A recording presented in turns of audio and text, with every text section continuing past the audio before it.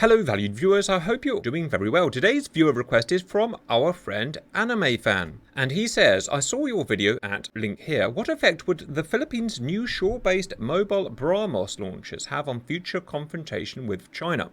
Quote, Manila's first Brahmos missile base in western Luzon positions the supersonic anti-ship cruise missiles to strike targets 300 kilometers away. Scarborough Shoal, a disputed feature between the Philippines and China, has been de facto occupied by Beijing's naval forces since 2012. It's roughly 250 kilometers from the base.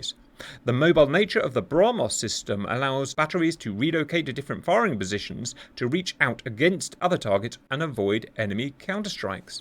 So today we're going to model the new Philippines Brahmos anti-ship missile system against a Chinese naval incursion. But before we do that, I think we really need to have a quick look at what we modeled before, what Anime was referring to. So the previous battle was this. You guys, about 6 months ago, asked what would happen if a Chinese carrier strike group assaulted the Philippines. How would the Philippines be able to defend itself? This was pre-Brahmos. So I set the battle out, and as you can see, we've got China, Taiwan, and the northern area of Philippines here. And I did some basic research, and what I found is that Philippines, as it stood, simply did not have enough of a fighting force to defend itself from a full Chinese attack. In terms of fighter jets, all they have is 12 FA-50 light fighter jets. In terms of naval surface vessels, they just have a handful of vessels of relevance, and what they do have simply wouldn't match up against the Chinese. So what I had to do to make a battle of it is to involve the US, and of course Philippines is a US protectorate. So I included in the battle a destroyer squadron from America, as well as that a squadron of F-15s from Okinawa. And that allowed us to have a good battle. I can't even remember who won now. I don't suppose it really matters, but it was a good battle. And as you saw, Anime has now asked for it to be redone, but including the newly acquired Brahmos anti-ship missiles. So let's load the new mission up. And so here's what we're doing today. Today we're attacking with another Chinese carrier strike group, but we're just defending with the Brahmos system. I didn't want to include the Americans this time round. I just want to see how effective the Brahmos could be. So let's go over some basic details. The geography, as you can see here, is all to scale. We have the north of the Philippines here. We have the Scarborough Shoal here, which is, of course, the flashpoint is what this is all about. China has, of course, been aggressing on the shoal over the last few years. South China Sea, 245 miles north of the Philippines, is Taiwan here, and 540 miles north of the shoal is Hong Kong here, Shenzhen, of course, China mainland here. In our simulation today, a fairly large Chinese carrier strike group is aggressing on the shoal. I've deliberately made them go a bit closer to the Philippines than they would in real life. They would really come more like on this vector here. That's purely to speed the video up. It will make no difference at all in what actually happens, trust me. Philippines today is going to defend themselves purely with their Brahmos anti-ship system, fired from several locations in western Luzon. In terms of units, let's start with the Chinese. It's pretty easy. Basic Chinese carrier strike group today. We have one CV that's going to be Liaoning today. We're going to have two Type 055s there and there. They're set up in a defensive posture from the aggressing vector, obviously. 4 Type 052D destroyers. I've not actually modelled her air wing today because I don't want air wings in today. Let's just look at the anti-ship missiles and the defences. And 1 AWACS may be of relevance today. A quick reminder of the ship's defensive capabilities, and defence is all we're interested in today, is going to be close-range missiles, HHQ-10s, 24, this is the Type 055, and HHQ-9B, 72, as well, of course, as the large single CIWS. The 052D has 24 HHQ-10s and 40 HHQ-9, and again the same CIWS. And that today is China. We're modelling them 110 miles away from what will be a battery here. In terms of the Philippines, I've actually left some aircraft in. I did it by accident, but don't worry, it's going to have absolutely no consequence. This is how I modelled the FA-50s last time, the JF-17 I'm using as an analogue, carrying sidewinders and subsonic anti-ship missiles, but as I said, they'll have no play in today. What we're interested in is the Brahmos. It's the first time we've properly tried to model Brahmos in DCS, and it should be an interesting exercise. So we're going to run this sequentially. We're going to start with just one Brahmos launcher, then we're going to try an entire Brahmos battery, and then we're going to try all 3 Brahmos batteries. The literature I've read says that Philippines has purchased or ordered 3 entire batteries of Brahmos from India. India co-make Brahmos. Each battery consists of 4 launchers. Each launcher consists of 3 missiles, although I've read in one document that the launchers may be deliberately restricted to 2 missiles when given to Philippines, but I haven't had that confirmed, so I'll stick with the 3 launchers. So first, we're just going to use a single launcher and a single radar. In terms of the units that we've used, we've actually borrowed, as we usually do, the 3D models from our friend CH's Russian Onyx ground launcher. And of course, the Brahmos is very similar to the Onyx. In fact, a little bit of history. Brahmos is a medium-range ramjet supersonic cruise missile that can be launched from either submarines, ships, fighters, or ground TELs, transporter erector launchers, as you see here. It's a joint venture between the Indian Research and Development Organization, DRDO, and the Russian Federation's NPO, Machino-Stroyenia, who together have formed Brahmos Aerospace. The missile is based on the original Russian P-800 Onyx. The name Brahmos is formed from the names of 2 rivers, the Brahmaputra in India and the Moskva of Russia. It takes the P-800's original maximum speed and ups it to Mach 3 with a new engine. Maximum range from a ground launch system like this, 800 kilometers, so much further than we need to launch today.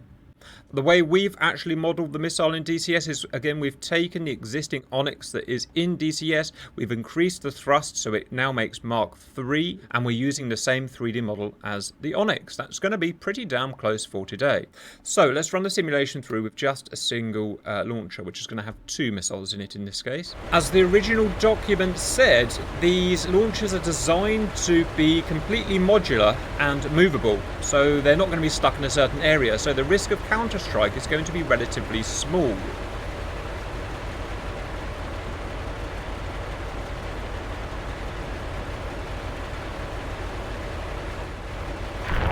And off we go. The missile jettisons its first stage solid rocket motor and is now powered by its second stage internal motor, which is a liquid-fueled ramjet. Now, the way it works in real life is a little different to how it works in DCS. In real life, it will save fuel. This is how it gets its fast range. It will save fuel most of the time by going slow, subsonic or around Mach 1.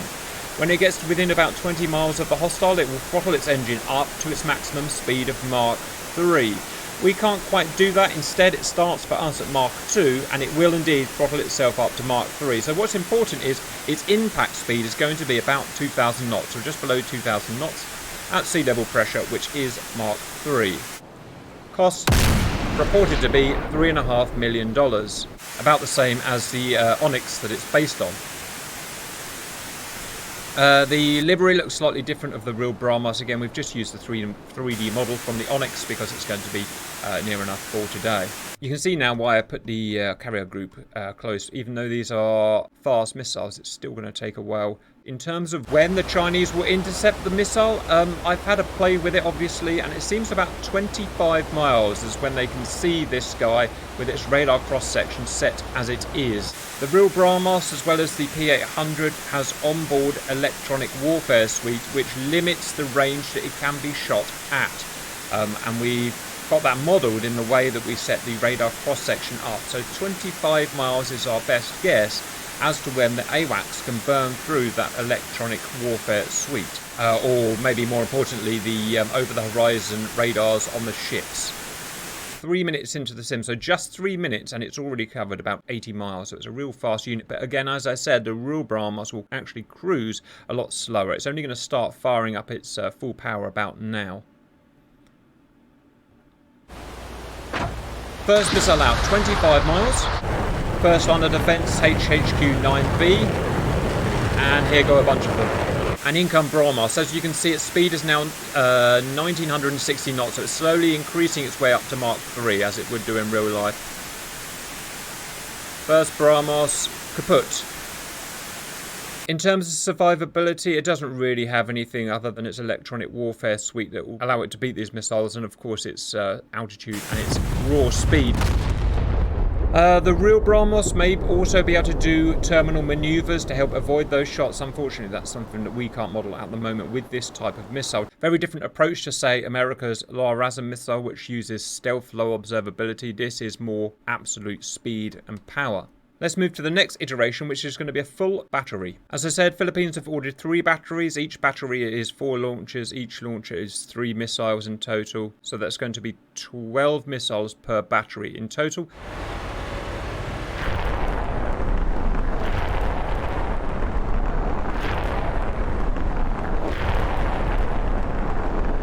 $12 missiles out. Starting at Mark 2, working its way up to Mark 3. And we can speed that up because we've got nothing to wait for. You can see that they've all fired pretty much time on target, so they're all going to arrive on target within, say, 5 seconds, maybe 10 seconds. Up to 1900 knots, approaching 25 miles.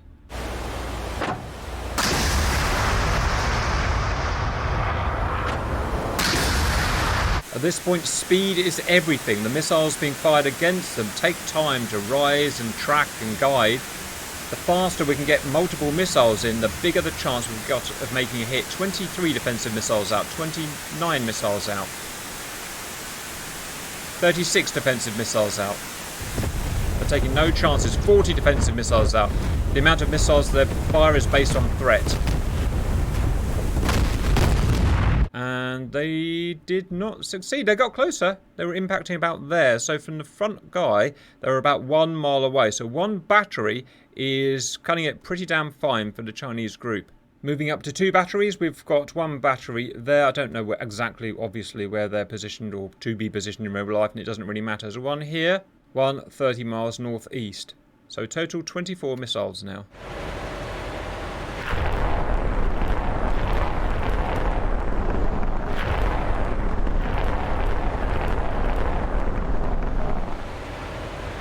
"24 missiles out." You can actually see the launch from the first set from the second battery here. I mean, it's a pretty good system. You've got to admit, viewers, as a naval operative coming within 800 kilometres of a coast, as long as they can see you, they can launch these missiles at you, and that's got to be pretty worrying. One thing I thought about is that these missiles, as I said, they're not stealth per se. They can be detected, if not shot at long range. So, bearing in mind they're only moving about Mark 1 for their cruise, one thing you could do is dispatch fighter cover to actually find these missiles and shoot them down with their missiles. Let me know your thoughts on that, viewers. But I don't see why that couldn't happen. Now, I could actually model it if you want, but it's not really what I was interested in. Oh my goodness gracious me.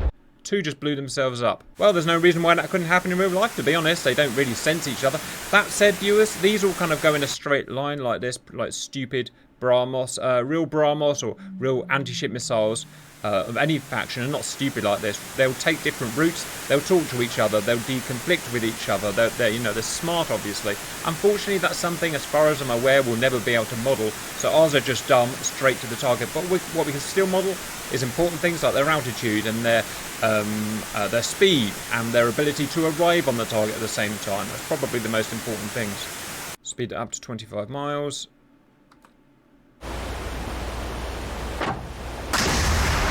Off we go. Okay.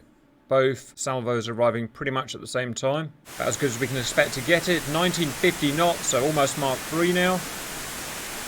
19 defensive missiles out. 20. 30. I'll just shut up.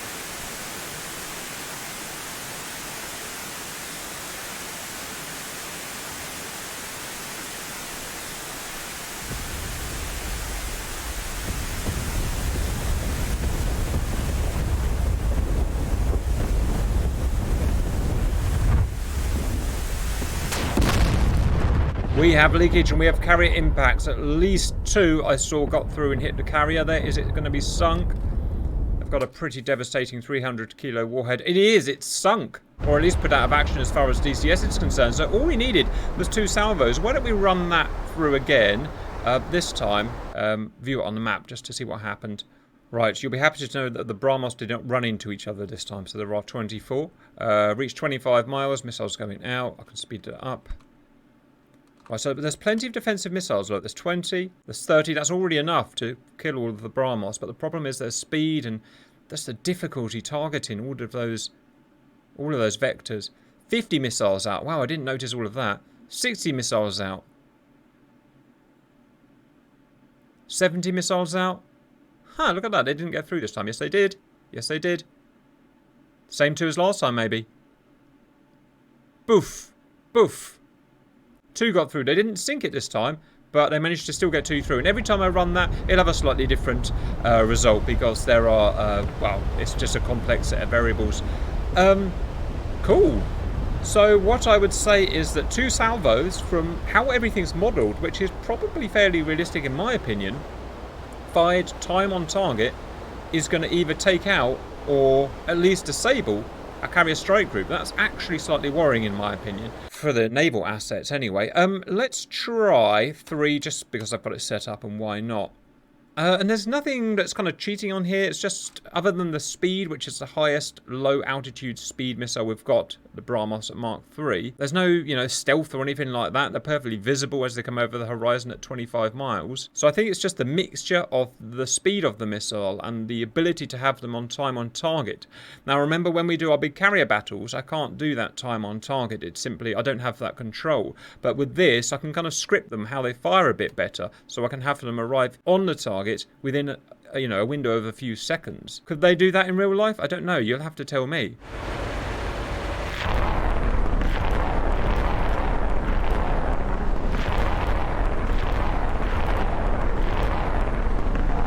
There's the battery 30 miles away. 36 missiles out. Imagine that coming towards you. Right, we can speed that up. We have no doubt at all that they're going to beat the defense.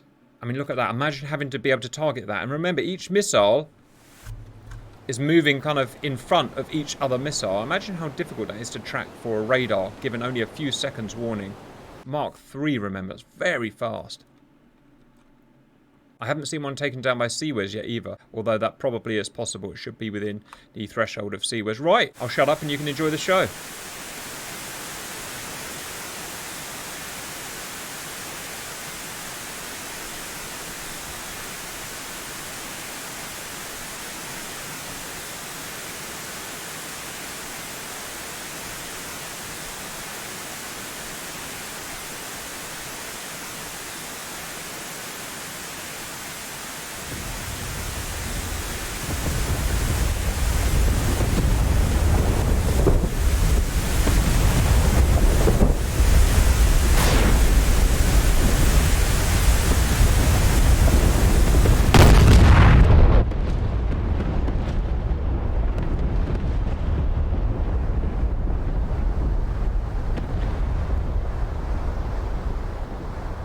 My guess is about a dozen got through there, so easy kill on the carrier there. And they can target the carrier. They know the radar cross-section of the ship that they're looking for, so they'll easily find it, if not with other sensors.